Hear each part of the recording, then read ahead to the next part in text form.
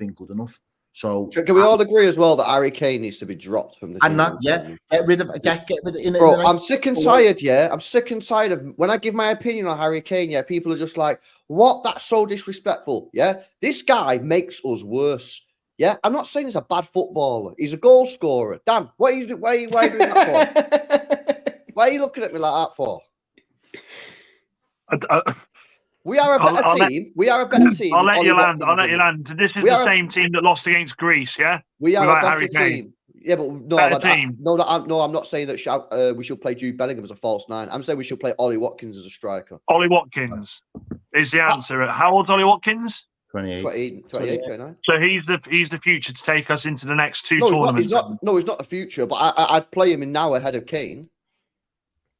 Kane, I'd tell you this. Kane is a net negative on this team, People look at him and go, oh, look at all these goals that he scores, He stands there. He doesn't move, Whenever we've got a creative player, they can't play a through ball because he doesn't actually make any runs. He's slowed massively, I think we are worse when he's in the team. And I'm not being conned into thinking just because he scores a couple of goals that he's better. I think we're a better football team. Not scored a couple of goals, though, Albie, has he? Not record fucking goal scorer. You don't become the record goal scorer by accident, do you? I'm not.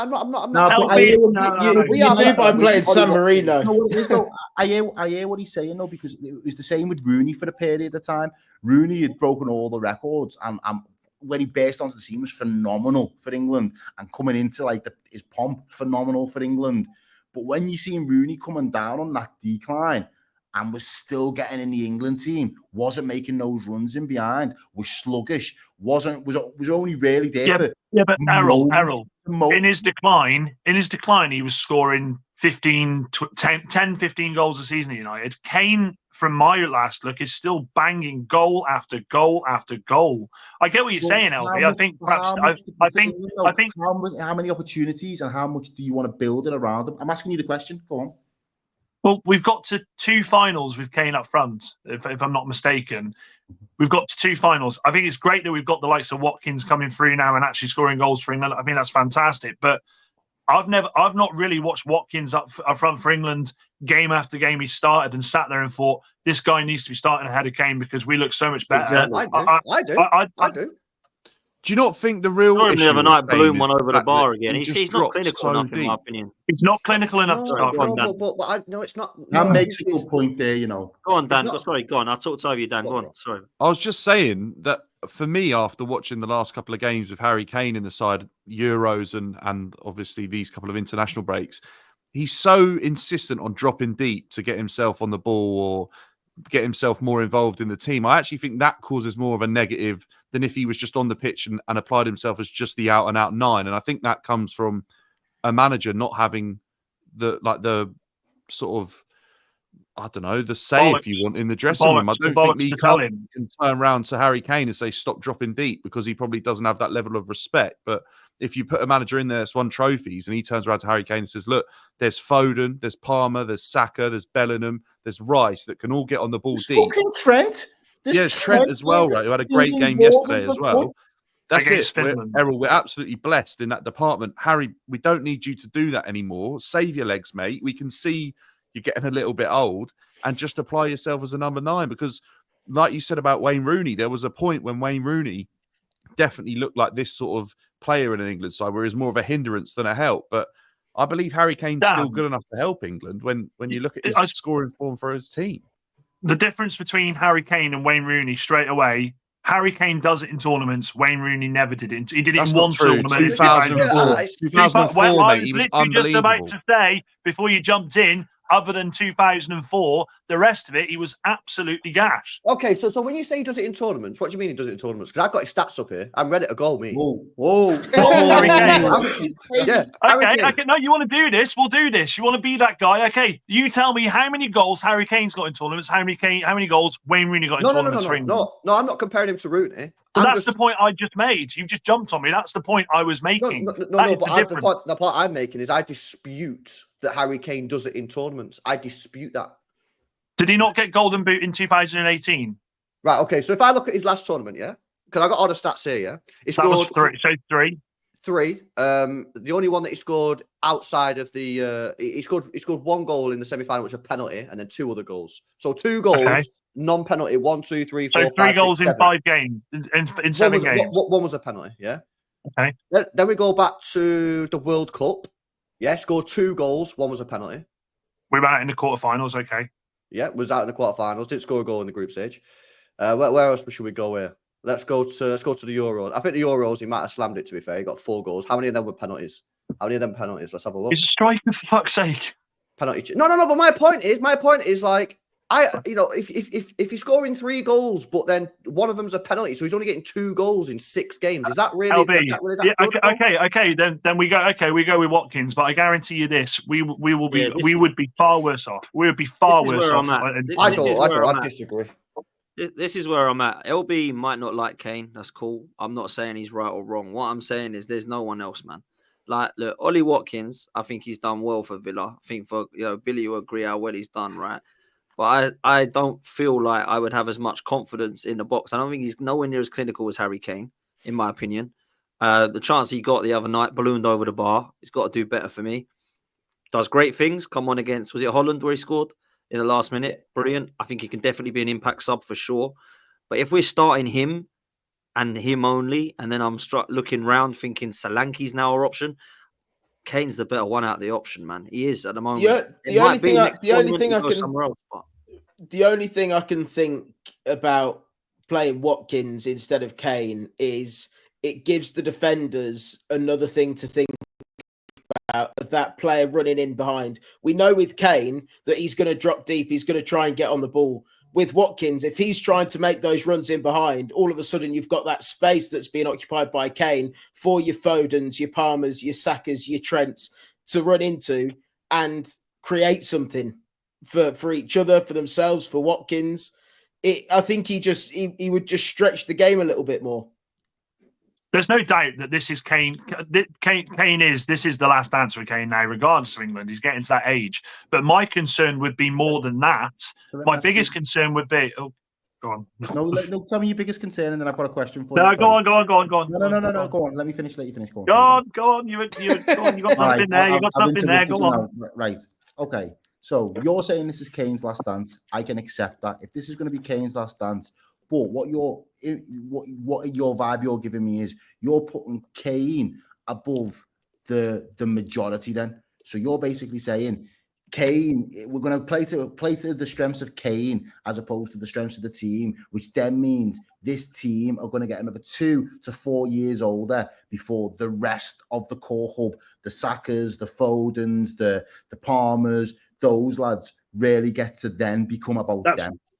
That's not anything what I was going to say, Errol. What I was going to say was this is Kane's last dance. I feel like moving into this, my concern would be, other than a Solanke, Tony's gone to Saudi now. I don't see any manager really looking at doing much with him. Watkins is 28. My concern now is where are the English strikers, unless we have a manager who's going to come in and utilise the Palmers, utilise the Fodens and change the way. Yeah, where is this next striker? Because we've been blessed, England, regardless. Yeah, but Liam Delap isn't playing week in, week out at like top level for a top club. He's still in the ascendancy of his tutorage in football. We've been blessed over the last 20 years, maybe longer. We had Shearer. When Shearer was on his way out, it was Owen. When Owen was on his way out, we went to Rooney. When Rooney was on his way out, we had Kane. I don't see we have a striker coming through the ranks at the moment that makes me sit there and think, do you know what? We got this kid coming. He is going to absolutely blast it. Up top, we're going to be fine unless whoever comes in changes the whole way we play, like a Pep does with what he does with City. So that's where my concern is with the whole Kane last dance thing. I get what LB's saying. And you know what? Maybe you're right, LB. Maybe it is time for us to win this new manager. And let's not forget, the New England manager that comes in, every England manager that comes in, there's always a player that is told, that's it now, you're done. We saw it with Beckham. We saw it with Rooney. We've seen managers come in and do that. Who knows, whoever this new manager is, they could come in and say, do you know what? Well, Kyle Walker, but what I'm saying is, the new manager could come in and say, Kane, really appreciate what you've done. You've broke record after record. This is the direction I'm going. So we don't know. We don't know. We have got two other problems as well. Well, the first problem we've kind of touched on. Where are the strikers? But I kind of look at that across world football after than Haaland at the moment. You're kind of scratching your head thinking, who's the big next name then? Because, Christ, you could reel them off. Strikers that Dan's just mentioned, you could actually add some strikers around that are better than Watkins, Tony, Tammy Abraham, Solanke, Calvert-Lewin. Talking about players that we all laughed at the time, like Emil Heskey and Peter Crouch and Darren Bent and Agbonlahor and all Daniel Oh, Sturridge. Daniel Sturridge, another great option. Defoe, So Defoe I was look another at it one. now, Jermaine Defoe, Matt Letizia, James Beattie, all these centre halves. Where are they all now? Where have they gone? We were talking about Liam Delap. Like, no offence, like Liam Delap's done well, right, and he's doing well at Ipswich, but come on, man, he wouldn't touch the sides a few years ago in England, would he? He must be sitting there thinking, "Cool, I got born in the right generation here." Ian Wright and Andy Cole. One. Had Alan Shearer and Sheringham in front of him. Do you know what I mean? Sorry, Dan. We had one that everybody thought was going to be the next generational talent, but sadly, and I don't like saying his name because he plays for Marseille now, he was a very naughty boy. That's where I think we all looked and thought, wow, this kid could come on, and this is potentially the future for England striker, and that went to pot. If he'd have chose a different direction in his life, then we would be sat here now saying this kid should be pushing Kane now. You know what I mean? Well, the other problem I was going to bring up was actually not Kane. The actual problem, in my opinion, because I think Kane is going to be last tournament. I agree, but I think he is going to be our number 9. What the hell are we doing in midfield at the moment? Because we're looking at Gerrard, Lampard, and Scholes and rolling back the years, particularly against Greece. I mean, I'm seeing Cole Palmer line up alongside Declan Rice and Bellingham up front. What the hell is going on? Like, for me now, we just can't. We either need to say one of them's got to go on the left, Palmer or Saka. Take your pick, or we got to drop one. And in my opinion, we got to drop Foden out of the England setup. I think it's phenomenal for Man City, but if you look at what everyone's doing for England, he's the one that ain't performing. Bellingham scoring goals, Palmer is delivering, scoring goals in the final, Saka's delivering, and obviously you got your striker we've just spoken about. So that might be harsh, and some people might think that's mad, but for me, I don't think Foden is doing it. And on the left, I think you've got to play Jack Grealish or what's his name from Newcastle, Gordon. And if you don't want to do that, if you don't want to play Palmer there, so we got to do something like that. We have to, because we can't fit them all in, and someone's got to. And there's nothing wrong with bringing on Foden or bringing on Bellingham. That's what you want. You know what I mean? They're brilliant subs. So, I know your thoughts are on that, Billy. Let me start with you, bro. We just need someone who's got a pair of bollocks to drop these players and to say you're going to be on the bench this week or whatever. We don't have a manager.